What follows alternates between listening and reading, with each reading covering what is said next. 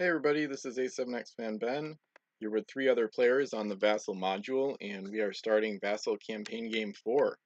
So after 3 games on the Vassal module, we've got 4 players on hand for the fourth one. We're using a modified version of the Economy Edition rule set by Cannon Fury, and we're starting play right now. So Ginger Ninja has 3 factions. Each of the 4 players is controlling 3 factions, so we have a whopping 12 total. So it's going to be pretty crazy.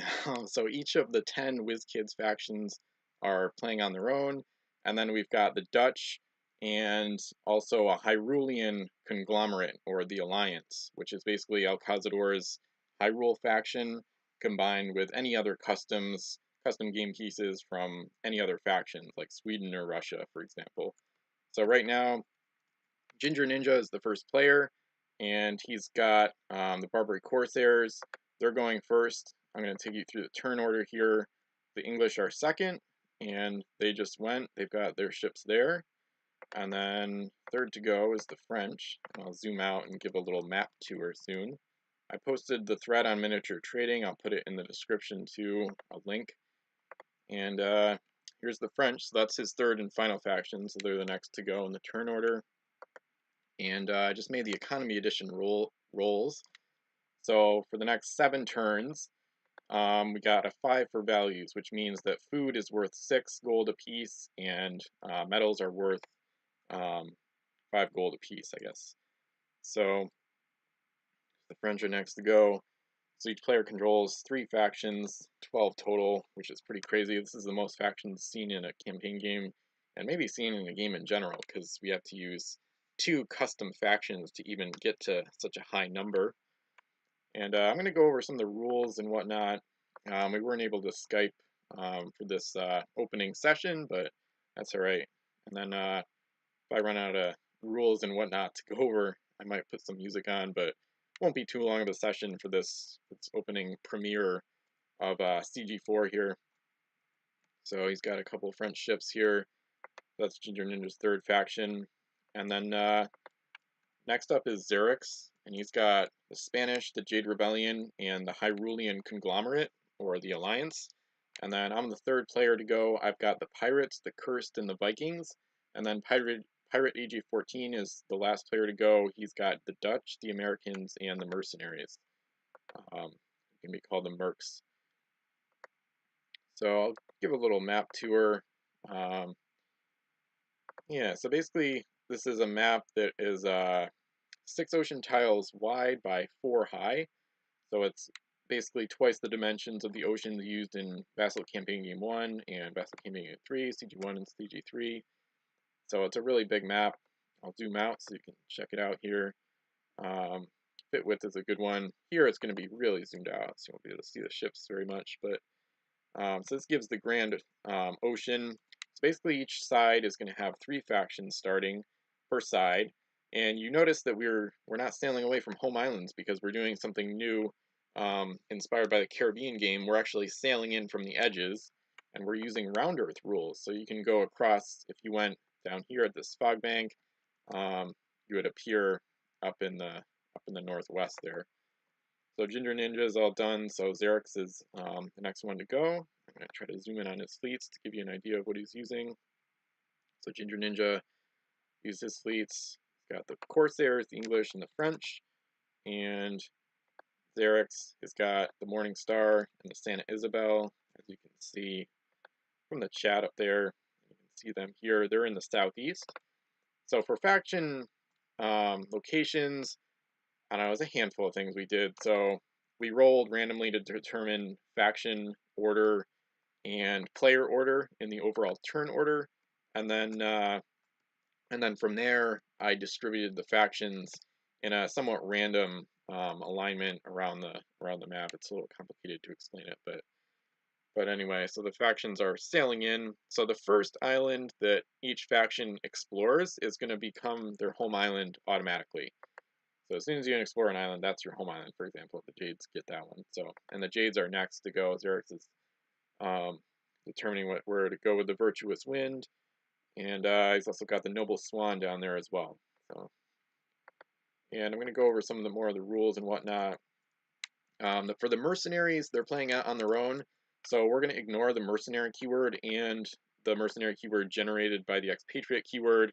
Um, so in this case, oh, right now the Jades are exploring, so that's going to be their home island.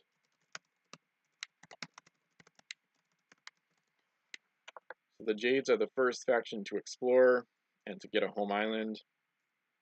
And oh, that's the other thing. So you notice there's actually coins out there. So although we're using the economy edition rule set or a modified version of it, so most of the islands are going to produce resources, but there's also unique treasures. So this is going to be really interesting. I put almost all the UTs in the game onto the different islands. So most of the wild islands have 3 UTs, and in the center we have the archipelago, which has 4 or 5 per island. So yeah, sometimes there's a UT glitch.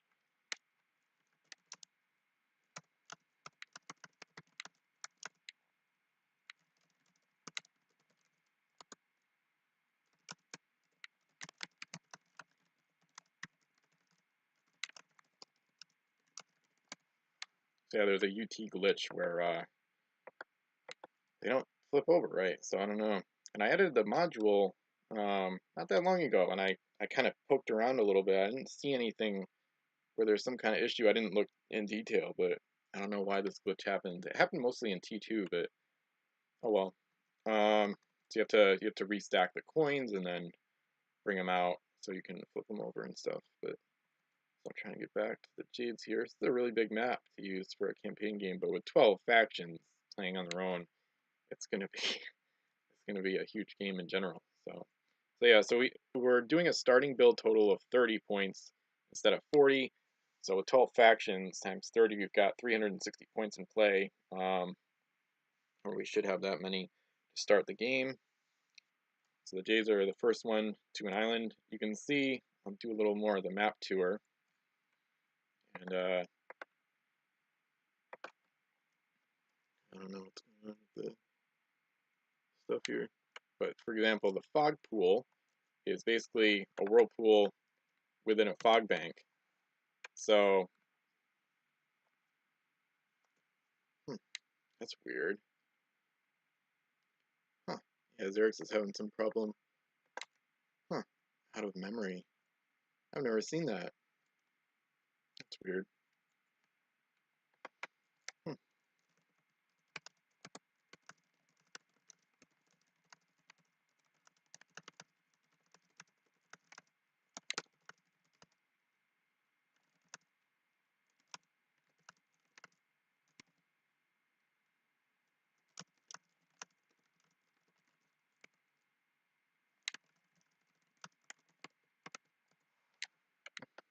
Weird.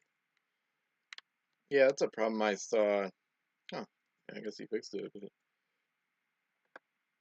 But yeah, that's a problem I remember when I was editing the module for the world game. Um, yeah, it's really weird. Yeah, this game file size isn't like massive like CG1 or anything. But anyway, and the module size is actually smaller too. But so you got the fog pool, whirlpool within a fog bank, and then there's almost like another version of it here, which is more typical. You've got the whirlpool surrounded by various fog banks. So then if you, let's say you rolled a 2 here, you could go to this fog bank instead of getting out. So it's like you can go in like an endless loop. So I'll do more of a map tour. Oh, let's check out what the Virtuous Wind loaded here. I guess there's nothing too bad here. Forged Papers, so it's like the Explorer, and then Sword. Nice. We got a couple positive UTs there. Noble Swan is off and running. Virtuous Wind, SAT, Same Action Twice, Helmsman, Explorer. Noble Swan also has an Explorer. And then his third faction is the Hyrulean Conglomerate, which is going to be interesting. They're going to be used a lot in this game, unlike any other games, really. Al Cazador tested out some of those pieces in CG2, but that game wasn't even really big or long enough for it to be a huge deal. So So yeah, here comes Hyrule. So this is a custom faction based on The Legend of Zelda. We're mostly using them to get to the 12 factions, so we could have 3 per player. This is a hoist with good speed, good cargo, really good abilities. So this one's quite good. RHS Seeker. I think it stands for Royal Hylian Ship, I want to say. And then we've got the Windfish as well, which is only 5 points, 2 cargo, LL speed. So nice little scout ship or gold runner there. So those ships are off, and I think that finishes his turn. So I think I'm next. Yeah. So I control the pirates, and then the cursed, and then the Vikings. So I'm looking forward to using these factions quite a lot. I haven't been the pirates in a Vassal campaign game yet, so I'm really hyped about that. So yeah, so let's see what I can do here.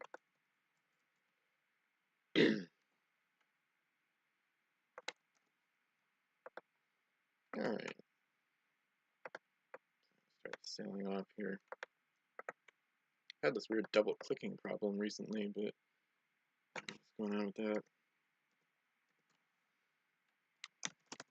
So then the Curse Blade has a helmsman, and then also Calico Cat from Spanish Main with SAT or Born Leader, same action twice. But I didn't get it this time. Got to get a 5 or 6. Curse Blade and Cassandra are going to head west for now. And then now I've got the Cursed. So they're starting, the Pirates are in the southeast. The Cursed are over here in the northwest. I've got the Dark Pact and the Mama and Bridget. Both have helmsmen. The Dark Pact also has an explorer. And that's them. So there's a couple simple move actions. And then I've got the Vikings, which is kind of like my underdog faction because they're not particularly good. But we'll see what they can do, if anything, I guess. Yeah, it'll be interesting to see how the factions play out. Because you've got juggernauts like the Pirates in English, and you've got the Vikings and the Mercs playing on their own. One big thing I will say, though, that balances it out a bit is that the minor factions have the complete the fleet rule. So when you've purchased every ship made by WizKids that they have, you can start doing duplicates. And this is available to all fleets, but it's especially beneficial to the small fleets because they don't have a lot of quantity in terms of their ships. I think the Vikings only have like around 24 maybe ships total. Probably maybe more, but not many more than 30, I think. So they're at a big disadvantage, but the complete the fleet rule helps with that, and it lets them relaunch some of their ships over again. And then once you have 2 of every copy in play, if that ever happens with any of the factions, you could start on a 3rd set of duplicates. So, and like I said, the fleet on miniature trading is posted, so I'm going to put a link in the description, then you can read all the rules there. But I'll keep going over some of those as well. So.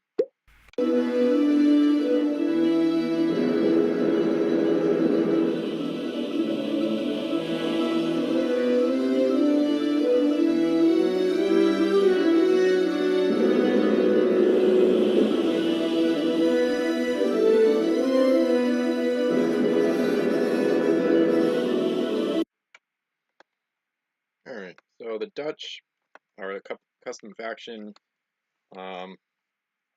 that I think should have appeared in the real game, using them in the Caribbean game, of course. So he's got the Prins Willem, which is a real Dutch ship, Abel Tasman, Helmsman Explorer, SAT, using him in the Caribbean game too, and then the Halfman,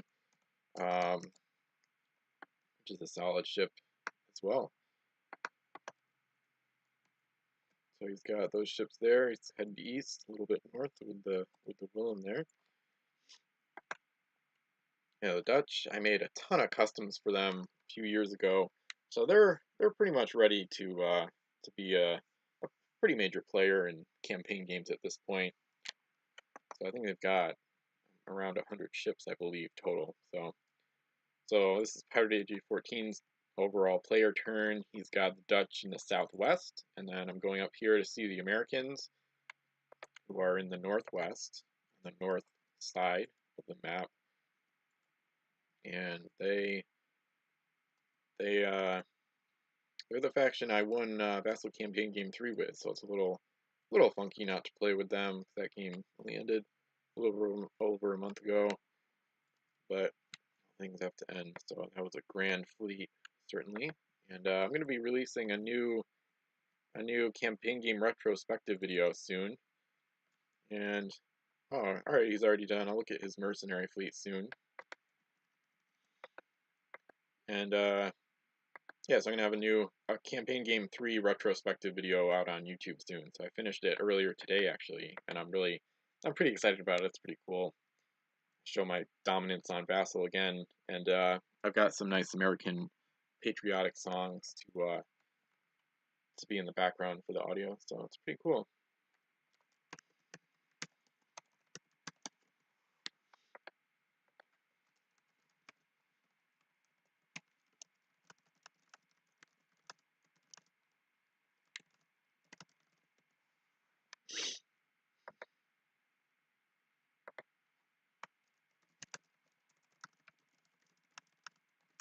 Yeah, we have to decrease the turn counter over here with the resources, so we have the last player to go do that, because then it's goes back to player 1, start of the next round. So 6 turns left until the next resource change. Only 1 home island so far, and I'm gonna try to take some pictures too. I talk about this at the end of the thread, kind of a disclaimer, but basically postimages.org or whatever has kind of declined a bit. They changed their URLs of picture links, so a lot of my battle reports got rebroken, but I got the campaign game ones back. I wanted to make sure those are up, and it was actually a quick fix, so I was able to just you find and replace.org with .cc, which is the new URL they're using. So I'm taking a few pictures now, but what my point is, though, I'm not going to be able to do as many text and picture reports just because it's just not reliable, because I feel like the pictures are going to be broken, the links are going to go down or whatever with a website, and they're going to disappear. So what I'd like to do is mostly video reports. I've always loved the regular reporting style, though, so I don't know. I'm not really sure how it's going to work yet, but and of course I only control 3 out of the 12 factions, so we're hopefully going to do a lot of reporting from other people on like what happened on their faction turns and whatnot. So, but it's probably going to be more video reports for this game than any other campaign game I've played. So, just a heads up on that. So for some reason, Ginger Ninja didn't use all 30 of his points to start, so makes no sense. But the Tiger's Eye is headed south, and maybe that'll be the Corsair home island. Who knows? The English did use most of the points with that fleet. So Lady Provost is off, the Half Moon. Oh, we kind of got 2 Half Moons out there. It's the Half Moon of the English and also of the Halfman of the Dutch fleet, so it's kind of neat.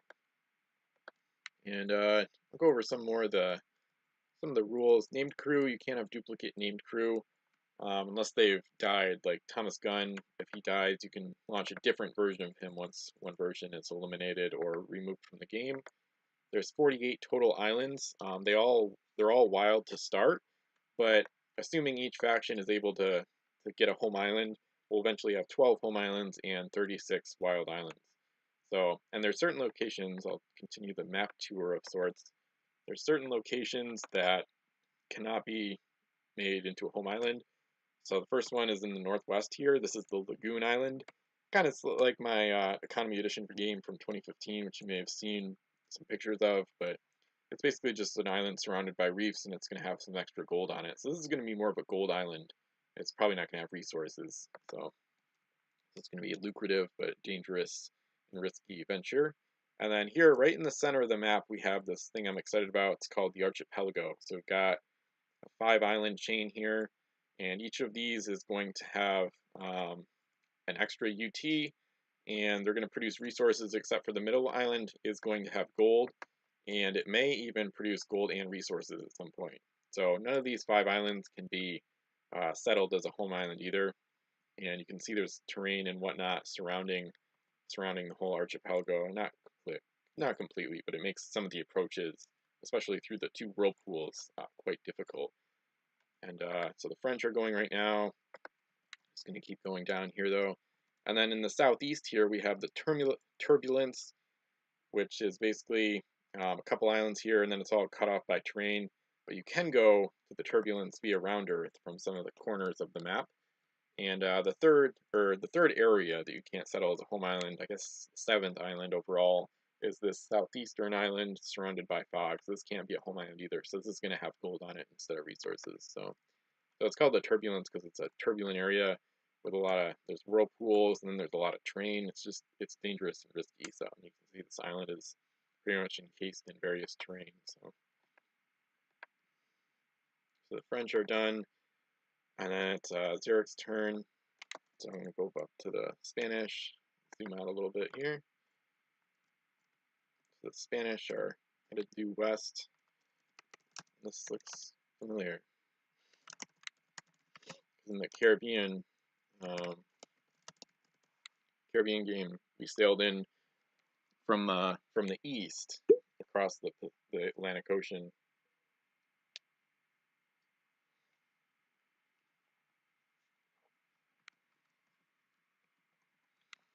And the Jades are next fleet to go.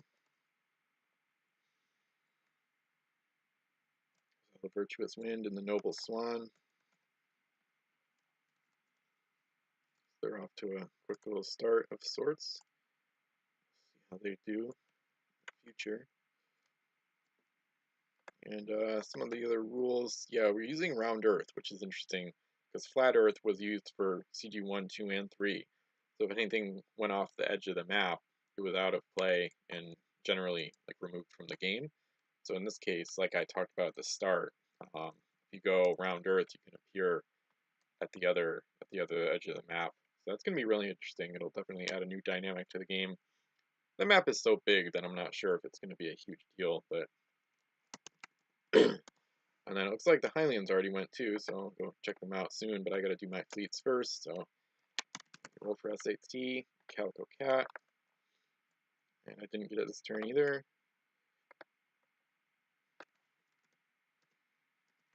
Curse Blade is gonna go this way. Cassandra is gonna follow in general.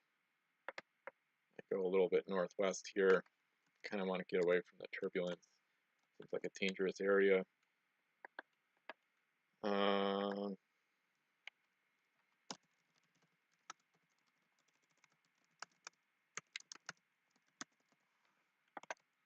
And then I'm going to use the Cassandra's ability to check out the unique treasure aboard the Virtuous Wind here. If I can flip it, of course, but yeah, I can't flip it, so I'll have to stack it.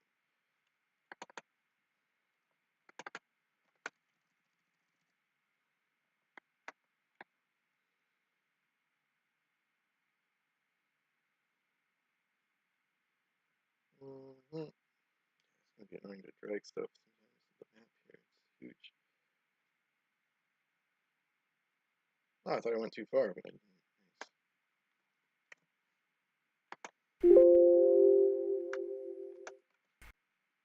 Oh, Runes of Thor, nice. Interesting. Very interesting. So you can force a 6. So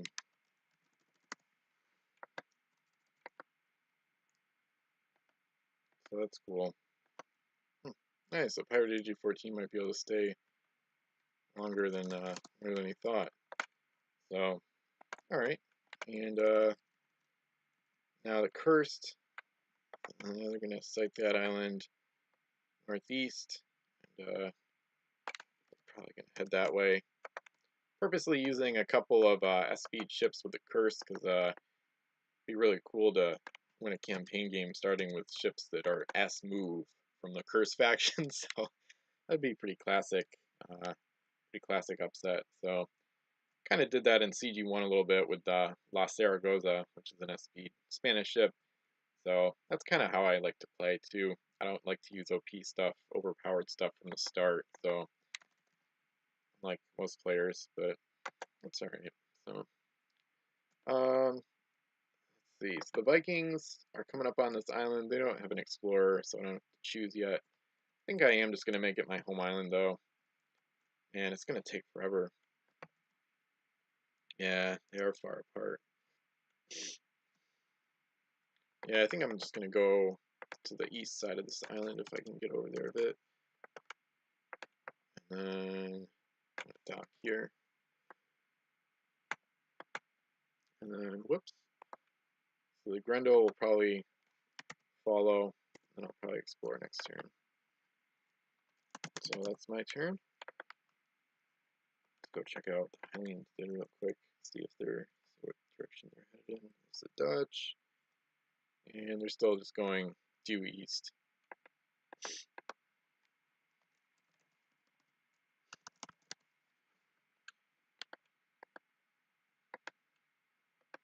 And so the victory condition is the same as we wanted to have for CD1, 2, and 3.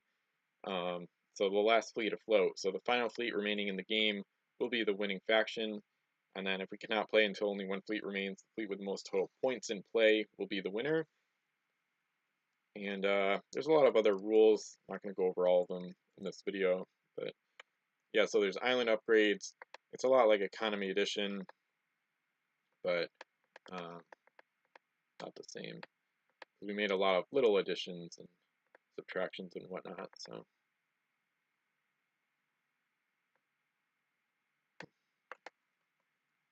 yeah, Prince William got her got the SAT again.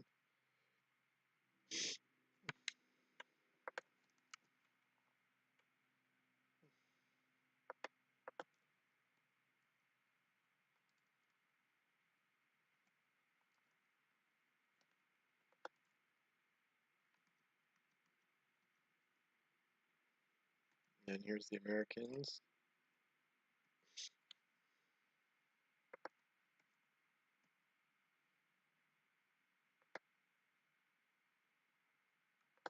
And then we did make a few house rules at the beginning. You can't have 0 LR limit ransom +5 crew.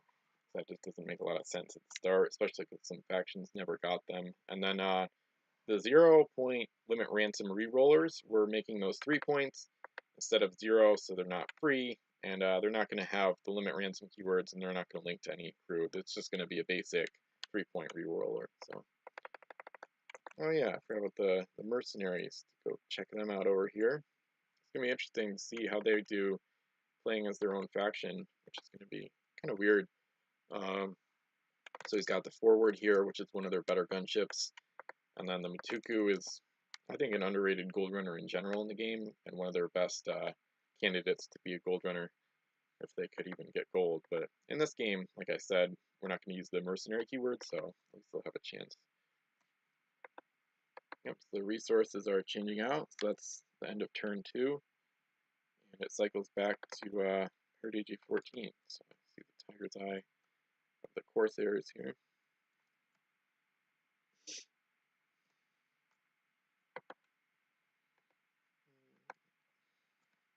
And then I'll go over some of the house rules because this first one is really important. All game pieces require 2 hits to eliminate 1 mast or flag. So that's a house rule that has been used in my campaign games a couple times now, and also something that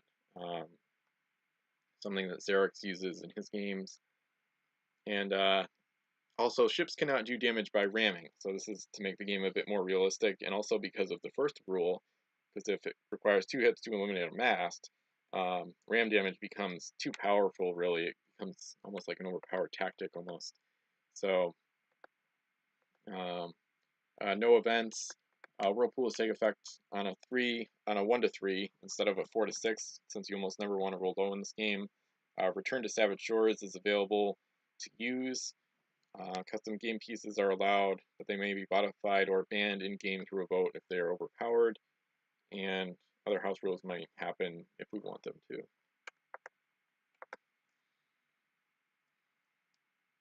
So it looks like the Corsairs are discovering their first island here.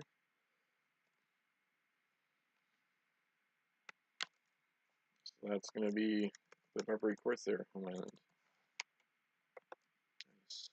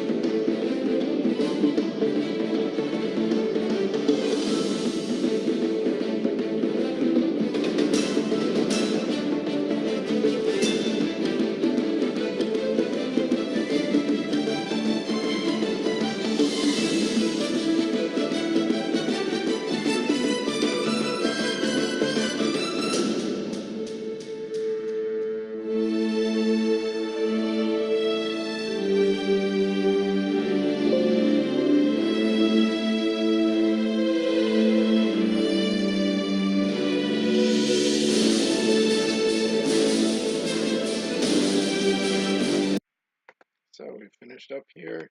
And got some more home islands here. So as you could see, the Hylians are moving due east with all speed. The Dutch have a home island, and they also have another wild island already explored. The French are looking at this island here in the southwest. Maybe they'll make that their home island. The Kursk have nearly reached an island in the northwest. The Americans are scouting some stuff out, haven't explored any islands yet. And the Vikings, my Viking faction, has explored an island in the far north. The Virtuous Wind already explored another island with the help of Zai's SAT, and she's got like 5 unique treasures aboard, which is pretty cool. Loaded up. And then the pirates have just gotten to this island here, so I'm hoping to explore that, make it the pirate home island. And continuing around the board, the Spanish are headed west, for the most part a little bit north. The mercenaries are just heading west, and the English, same thing, but they're going to 2 separate islands, so it'll be interesting to see which one they explore first for their home island. Corsairs had a problem with UTs. They got a -1 from Riz, his custom set, Gauntlet of the Pestilence. So the Tiger's Eye lost her explorer and was forced into a fog bank, but that is the Barbary Corsair home island. So it was a pretty solid first session. So look for more battle reports here on YouTube and on Miniature Trading. So thank you for watching.